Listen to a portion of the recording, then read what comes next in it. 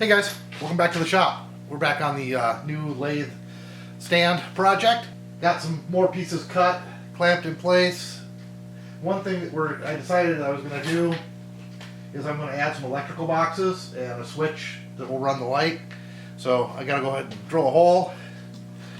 Got it marked out over here. That's right on the weld seam center. Let's step drill this.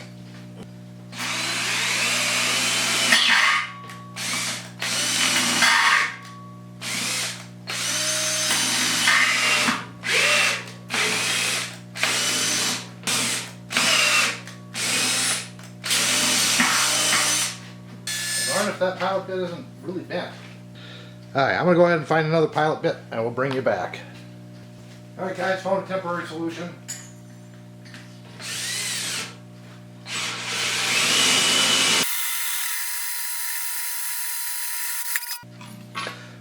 Those carbide tipped hole saws, the heavy duty ones, work really good.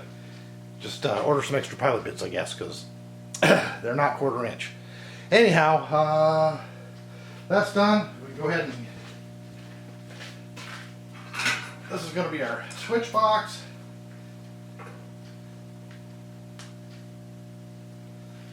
Got a mark here. Alright, so we have a box here. It's going to have a switch and switched outlets. And a box down here that's going to have just 2 outlets in it. For those of you from different countries, it's 120 volt here for a standard outlet, and those are going to be 20 amp outlets on a 12 gauge cord, and we're at 60 hertz. Alright, let's get this welded up. Can't have it sticking out the back because I'm going to put plywood on the back of this to store clamps and stuff on. Very narrow stuff because it's going right next to the staircase to the loft.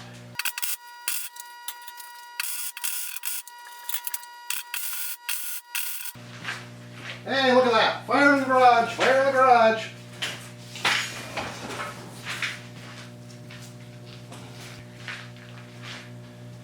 You guys probably didn't see that. Broom caught on fire. Still on fire. Yeah, careful what you're welding around. It's been a while since I started a fire though. It's probably been less time since I've destroyed a broom than me starting a fire in the shop. Usually pretty careful about that. But that's why you should always spend like an hour cleaning up after cutting and grinding, because something like this can smolder for a long time, catch on fire as soon as you leave or right after you leave, and burn your shop to the ground. This probably wouldn't have been too bad. Where it was sitting, it was the steel table cover. It was leaning against it, and this was down on the floor, so it probably would have burned this up. There were a couple of boards next to it that probably would have caught on fire, but I don't think it would have spread. Everything else around there is steel. In fact, there's a fire extinguisher sitting right next to where it was. Anyhow, let's get the welding done.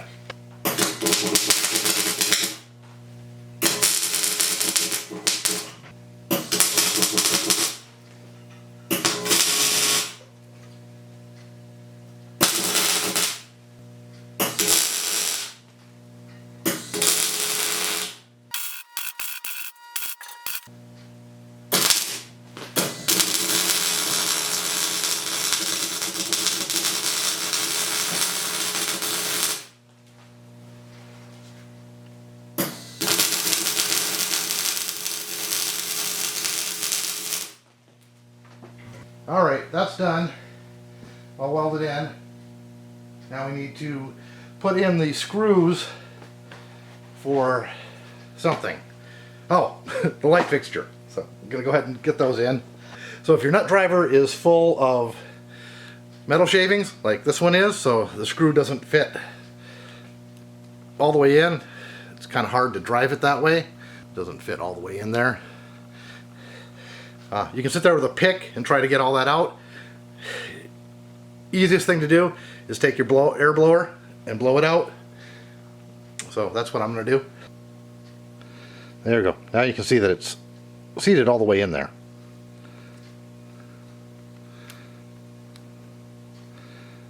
Alright, back to work. Smells like smoke in here for some reason. Can't figure it out.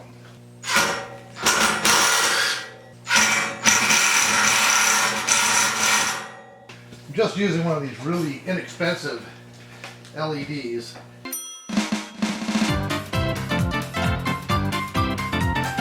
Yeah, that should work nicely. So, way more light than we've ever had before on the lathe bed. And we might still put the task light on as well. Haven't decided that yet. Gonna have to decide it soon because I want all those decisions made before we do the paint. Anyhow, yeah, way more light. And like I said, I'm going to put a switch in this box here that is going to control this light and 2 outlets, so if I want the task light I can control that. Just one switch for everything. And then been going back and forth a lot. Haven't decided, 100% decided yet. Gonna have to think about it a little bit more this afternoon. But I think I'm gonna leave the VFD on the lathe. I've got the rotary phase converter. You can go back and watch the video about that from American Rotary, and works great. However, my motor starter burned up on it, and I was in the middle of a project when that happened. So I threw the VFD back on the lathe. It was a spare one that I had. And I haven't gotten around, it's been like 2 years and I haven't gotten around to taking the VFD off there. I like being able to control the speed like that. So I think we're going to figure it out. We're going to put the VFD here somewhere. Mount on, probably on an arm, or the VFD will be mounted like back here. And I've got the VFD I'm using, the control panel comes off and I've got the extension cord for it, and you just plug that into the back, plug the other end back into the VFD, and you can have your controls wherever you want them. I'm right-handed, so if I had the controls on a little movable arm right here, that would be a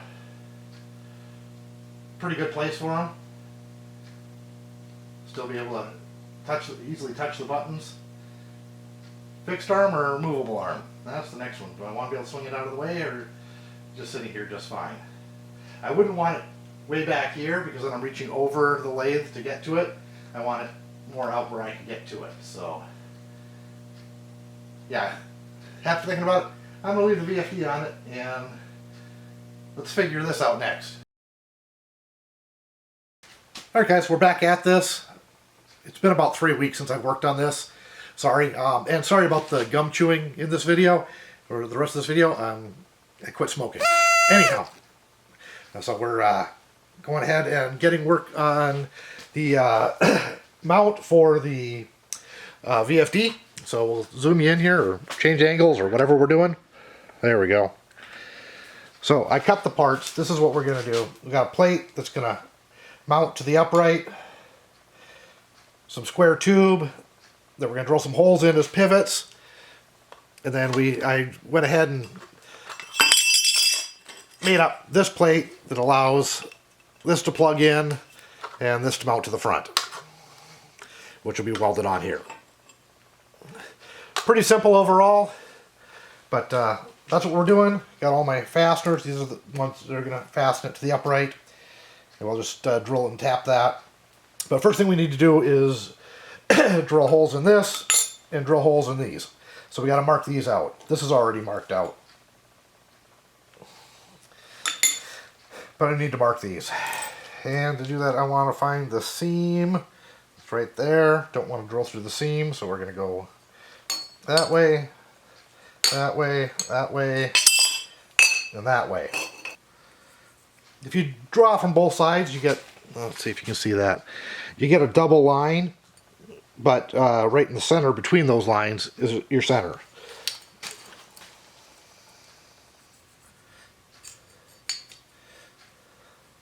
So that's what I was adjusting this for, was to get that line as close to center as possible.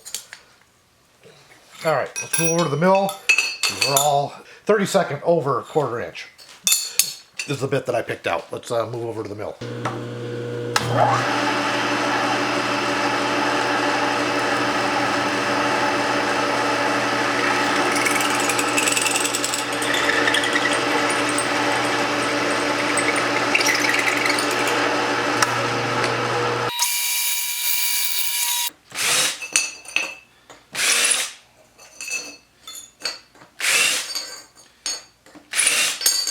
Okay, let's give these a test fit.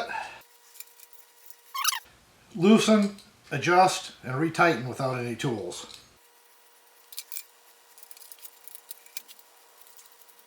I think we want it somewhere right about here.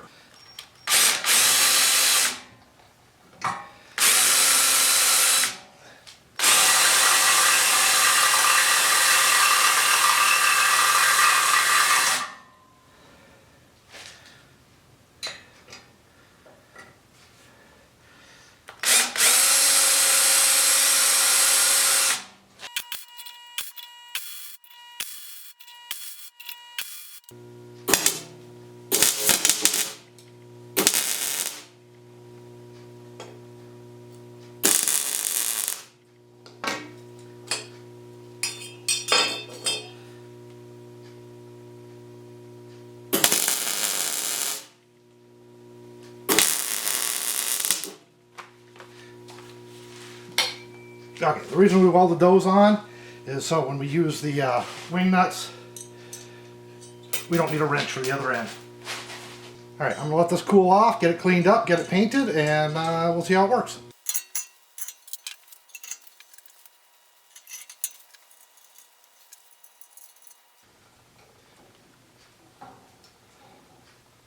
Just got some double-sided tape on here, which is plenty to hold this in place.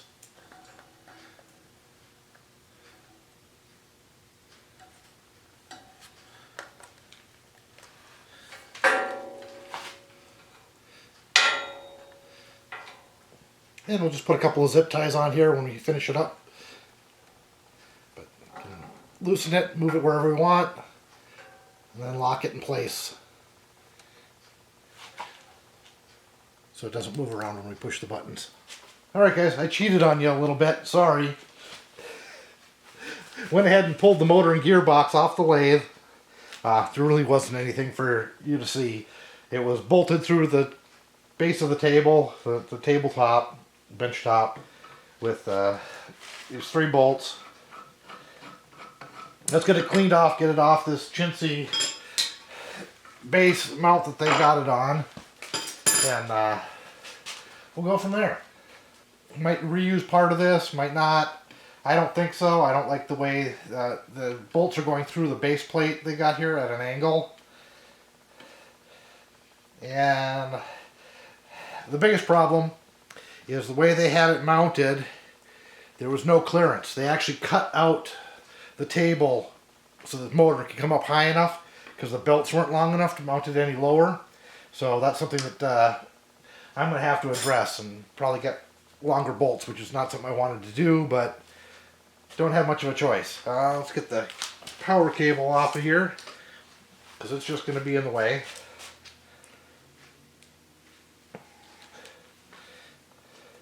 This is a 3-phase motor and a gearbox together.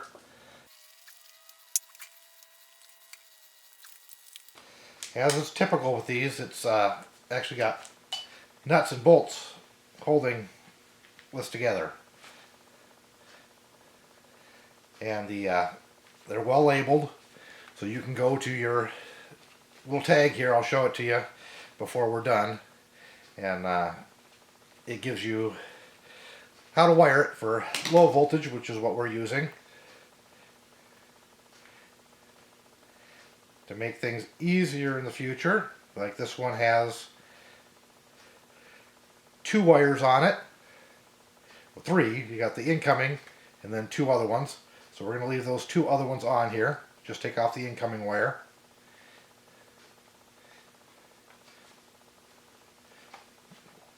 And I guess we're going to get rid of the gloves because they're just in the way. That's what they make soap for, right? So yeah, we'll just put that back together and then do the next one.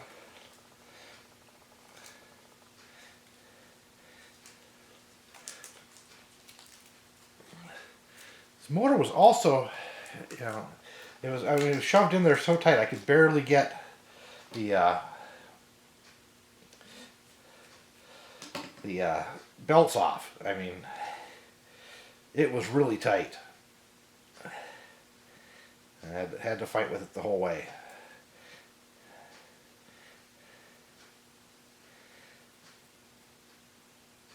Now, the only problem with having to change to a longer belt, or belts, there's two of them, it's double pulley, same with the lathe, is that you have to take out the main shaft to put new belts on it. I guess you could get those belts that have the links in them. Never been a big fan of those. They were on one of my table saws for a while, and just as an emergency, because I couldn't get the proper length belt for it. And boy, I tell you, that was made a lot of noise. I guess if you really didn't want to take the main spindle out of the lathe, that's what you could do.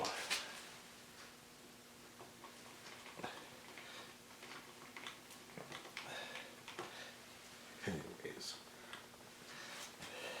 I'm pulling the cords out because we're going to have to probably use a different cord anyways to reach where we want to be.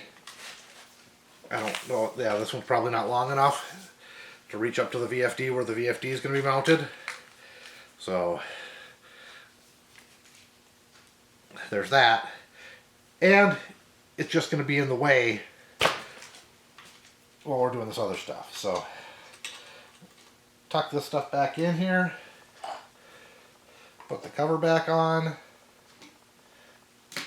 And now we're going to start cleaning this up. Oh, man, it's caked on there. Yes, I look confused on purpose because there were 2 bottles of cleaner right here not long ago. I mean, really not long ago. Like, I know I used one of them earlier today. I could have sworn I put it back, but evidently I didn't. Alright guys, I'm going to go find some cleaner and we'll be back. Well, that was fairly quick. Just using some simple green, nothing fancy.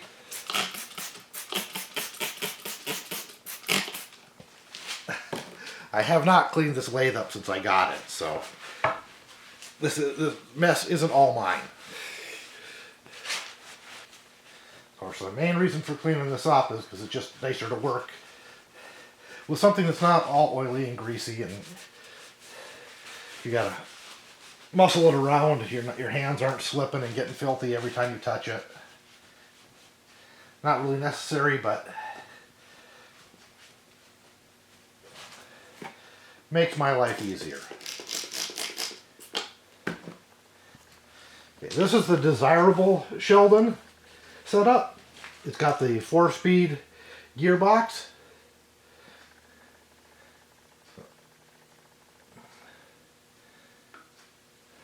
First gear is 4-to-1, second gear is 2-to-1, third gear is 1.33-to-1, and high is 1-to-1. And this is a 1200 RPM motor.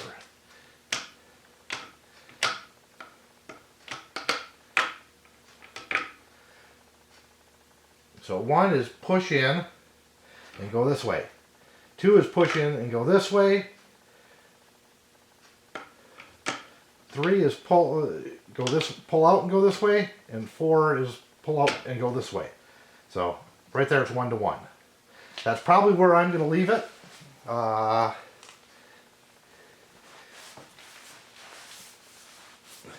If we look at the speed chart on the motor, regular drive, you got 280, 482, 788, and 1355, and then in back gear, which is the slower, 50, 87, 144, and 142 and 244. Now I got to see if we can get this unbolted from the base it's on. Now that it's a little cleaner.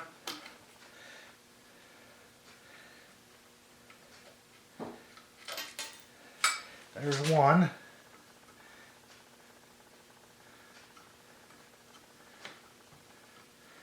Like most motors, there's not a whole lot of room to get in here. Not the worst one I've ever worked on though. That would be a fan motor that needed a new belt, but the way it was put together with a jack shaft in a tiny little doghouse on top of a roof. So the door was maybe 2 feet wide by 3 feet tall. I don't even think it was 3 feet tall. And the motor was back in there a ways, and so was the jack shaft. Well, the motor was closest to the opening, and then the jack shaft, but all of it needed to be redone. There's two.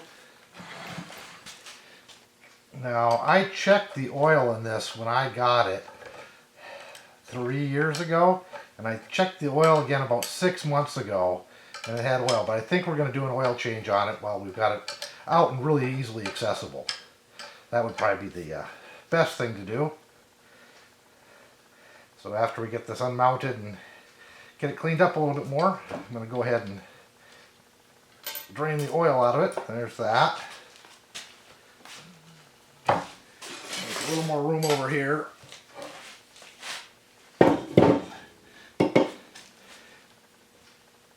Yeah, not really thrilled with this setup they had, with it hanging by 3 bolts. Yeah, it's just a piece of channel that they drilled some holes in right at the, just barely fit. I don't know if you guys can see that or not, but that weld is horrendous.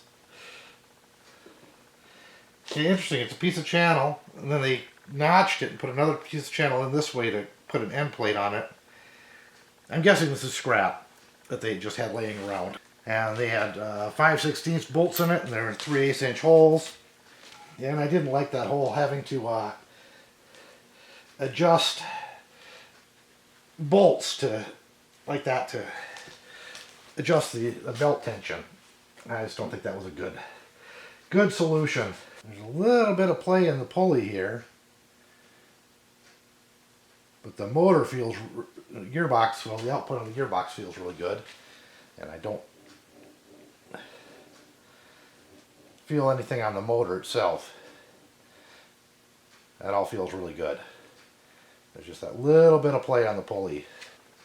Yeah, I lost the key in the towel. There it is. Still got quite a bit of schmutz on it. I just hate that when you lose your key inside the rag. And that's the only set screw on the pulley. I could drill 90 degrees, put another set screw in, or put one back here, further back in the pulley. Probably get rid of that, but I'm not going to worry about it.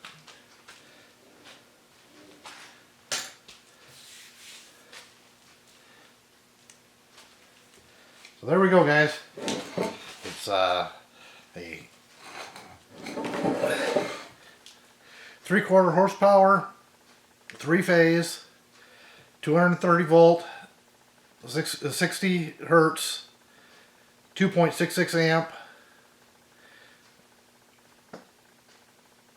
or 1.33 amps, depending on what you're running on.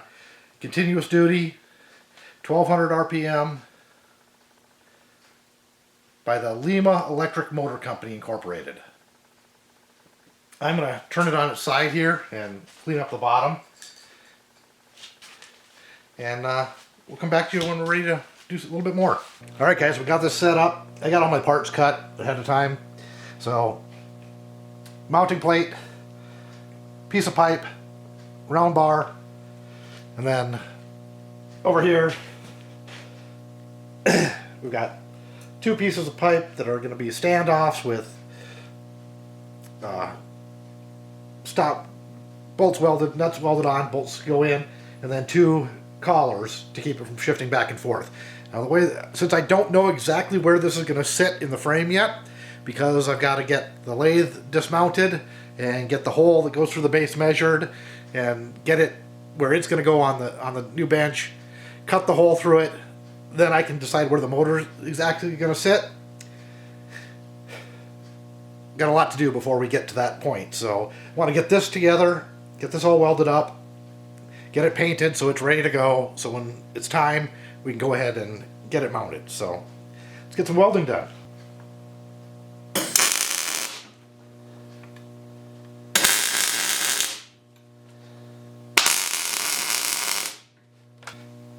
These standoffs that we got here, they're extra long. They're longer than I think I need. Or this is the maximum length I think I'm going to need. So we're going to go ahead and just tack these in.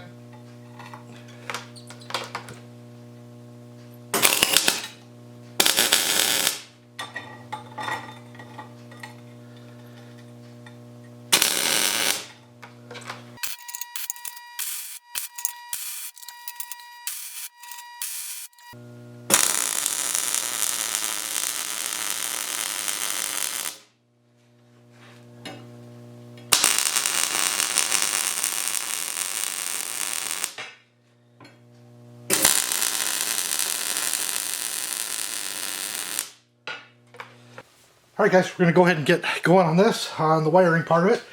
So, off camera I went ahead and painted the covers red. I just like to do that. You can just leave them alone, and got some wire cut here. So, let's go ahead and start getting this wired up. So, power coming in. That was 12 gauge, by the way.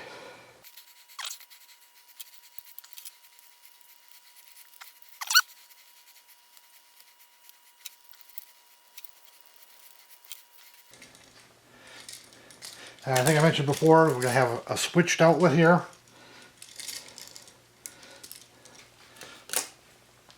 Okay, that one's ready to go in.